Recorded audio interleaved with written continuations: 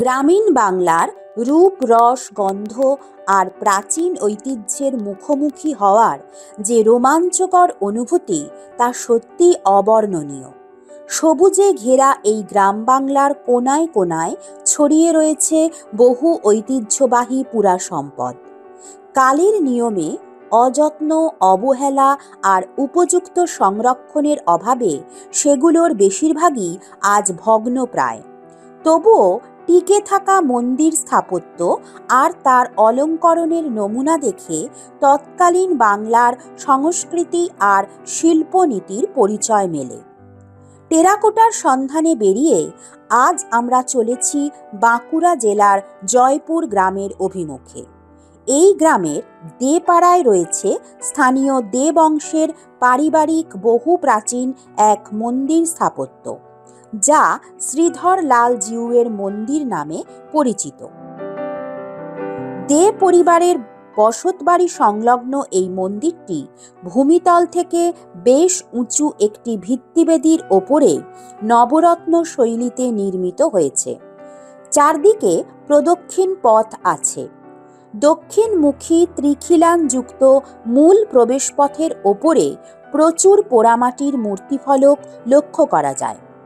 প্রবেশপথের 3টি খিলানের ওপরে ধনুকাকৃতি কার্নিশের নিচের সমান্তরাল আর ভিত্তিভূমি পর্যন্ত উল্লম্ব সারিবদ্ধ কুলুঙ্গিতে উৎকীর্ণ রয়েছে বিষ্ণুর দশাবতার, রামায়ণ ধর্মী ও কৃষ্ণ বিষয়ক দৃশ্যাবলী আর নানান পৌরাণিক দেবদেবীর মূর্তি। এছাড়াও তৎকালীন সমাজ জীবনের দৃশ্য, ফুলকারি, উদ্ভিদধর্মী নকশা, টিয়া পাখি, মকর মুখ প্রভৃতি লক্ষ্য করা যায় এখানে। তবে অশ্বমুখী সিংহরূপে কাল্পনিক পশুর দুটি মূর্তি বিশেষভাবে উল্লেখযোগ্য। মূল প্রবেশপথের পরে এক অলিন্দ পথ পেরিয়ে রয়েছে মন্দিরের গর্ভগৃহে প্রবেশ দরজা। মন্দিরটির পূর্ব দিকের দেওয়ালেও রয়েছে ত্রিখিলান বিশিষ্ট প্রবেশপথ, আর তারপরে অলিন্দ পেরিয়ে গর্ভগৃহে প্রবেশ করার আরেকটি দরজা আছে।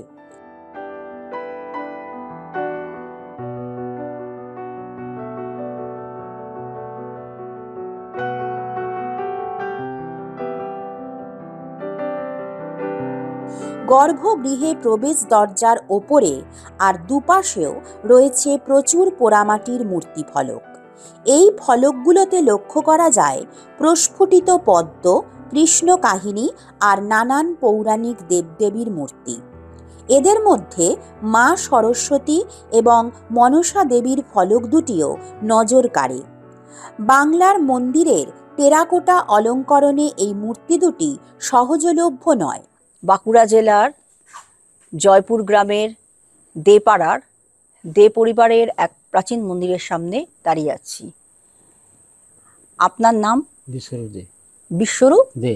বিশ্বরূপ, আচ্ছা। ওনার কাছ থেকে আমরা এই মন্দির সম্পর্কে কিছু তথ্য জানব। এই মন্দির কত সালে প্রতিষ্ঠিত হয়েছিল? এটা আপনার 1250 সালে। 1250। আচ্ছা, কিসের বিগ্রহ এখানে? কি মন্দির এটা? আপনার শালগ্রাম শিলা। হ্যাঁ, কি মন্দির? বিষ্ণু বিষ্ণু মন্দির। বিষ্ণু মন্দির। আচ্ছা, কে প্রতিষ্ঠা করেছিলেন? সেটা আমাদের হচ্ছে পূর্বপুরুষের 4 পুরুষ 5 পুরুষ আগে। মানে আপনি নাম বলতে পারবেন না? হ্যাঁ, নাম বলবো। আপনার সে নবীন দে। নবীন দে। নবীন দে। আচ্ছা, উনি কি জমিদার ছিলেন নাকি ব্যবসায়ী? ও তখন সেই সুতো কারবারের ব্যবসায়ী ছিল। সুতো কারবার। আচ্ছা, সুতো ব্যবসায়ী। আচ্ছা, বর্তমানে আপনারা মন্দিরটা মানে দেখাশোনা এখন নিজেরা করছি, আর কিছু নেই একবারে। আচ্ছা, আপনাদের মানে শরিকি সব শরিক আছে, খুঁড়তে যেত ভাই সব। আচ্ছা, তারা পালা করে এটা পালা করে দেয়। মানে এর সমস্ত ব্যবহার কি আপনারা নিজেরাই বহন করেন? সব বহন করে দিয়ে। আচ্ছা, এই মন্দির কি সংস্কার কিছু হয়েছিল এর মধ্যে? কিছুই হয়নি। মানে সেই জবের থেকে প্রতিষ্ঠা হয়েছে তবে থেকে আর কোনো রকম কোনো আমরা নিজেরা যত যা পেরেছি করেছি, সংস্কার সামান্য করে করেছেন? আচ্ছা, সেটা নিজেরা নিজেদের খরচটা আপনারাই বহন করেছেন। আচ্ছা, এখানে কি কি পার্বণ হয়? আপনার রাস হয়, উত্থান হয়, দোল হয়, জন্মাষ্টমী হয়। এসব ব্যবহার আপনারাই বহন করেন? সব। আচ্ছা, এই যে জন্মাষ্টমী আছে, এই 21-20 তারিখে আছে, পরপর হবে জন্মাষ্টমী, হবে রাস হবে, উত্সব হবে, দোল হবে। আচ্ছা, এই মন্দিরের ওপরে ওঠার সিঁড়ি আছে? ভিতরে সিঁড়ি আছে, আচ্ছা, সিঁড়ি ব্যবহার হয়? সিঁড়ি আমরা ব্যবহার করি। আচ্ছা, যান তাহলে আপনার উপরে উঠে? আমরা উঠে যাই, উঠে পরিষ্কার করি, আমরা যাই। আচ্ছা, বাঁকানো কার্নিস থেকে উল্লম্ব টেরাকোটার কুলুঙ্গির সারিতে শালভঞ্জিকা, শিবের পূজারতা রমণী মূর্তি, ইউনিফর্ম পরিহিত ছাতাধারী সৈন্য, বীণা বাদনরত সাধু, গণেশ জননী প্রভৃতি মূর্তি উল্লেখযোগ্য।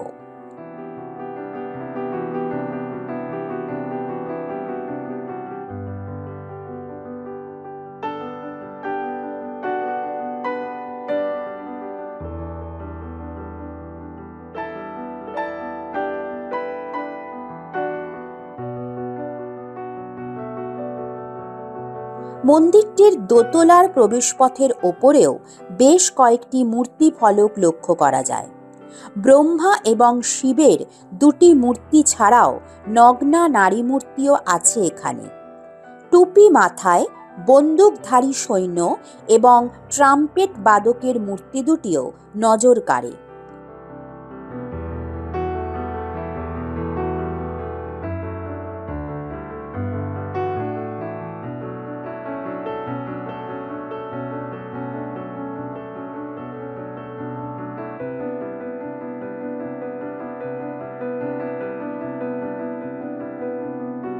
মন্দিরের রত্নগুলো কলিঙ্গ রীতিতে নির্মিত, তাতে রথ বিভাজন আর চালা অংশে পীর বিভাজন করা রয়েছে।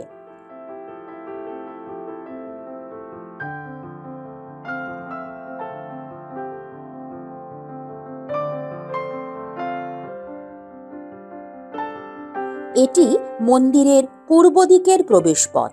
এখানকার 3টি খিলানের ওপরে কৃষ্ণ কাহিনী ও চণ্ডীমঙ্গল কাব্যের দৃশ্যাবলী চোখে পড়ে।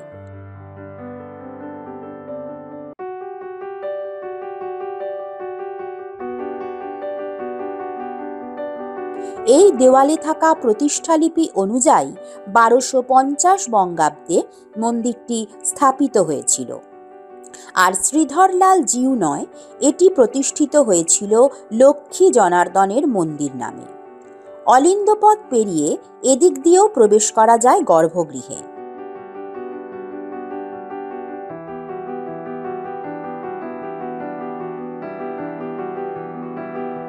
শিলারূপে শ্রীধরলাল জিউয়ের নিত্য পূজা হয় এখানে।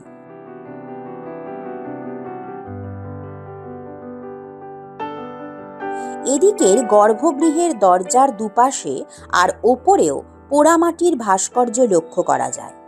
পৌরাণিক দেবদেবী আর কৃষ্ণ কাহিনীর দৃশ্য উৎকীর্ণ রয়েছে তাতে। আরও রয়েছে 2 মল্লযোদ্ধার মূর্তি।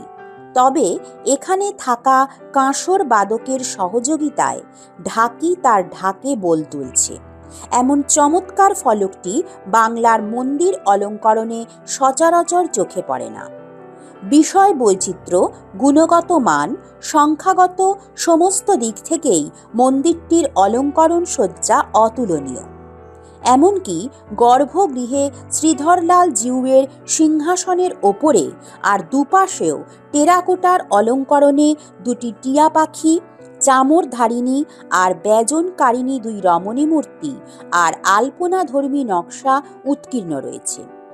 অপূর্ব পোড়ামাটির অলঙ্করণ সমৃদ্ধ এই মন্দিরটি গঠনগত দিক থেকেও অনন্য সাধারণ। মন্দিরের 2টি তলাতেই 2 দিকের দেওয়ালে অলিন্দযুক্ত ত্রিখিলান প্রবেশপথের দৃষ্টান্ত খুবই কম। পরিবারের মানুষজনেরা উপযুক্ত সংরক্ষণের দ্বারা বেশ ভালো অবস্থায় রেখেছেন সুপ্রাচীন অসাধারণ এই মন্দির স্থাপত্যটিকে। আমরা আবার এগিয়ে চললাম পরবর্তী গন্তব্যের উদ্দেশ্যে।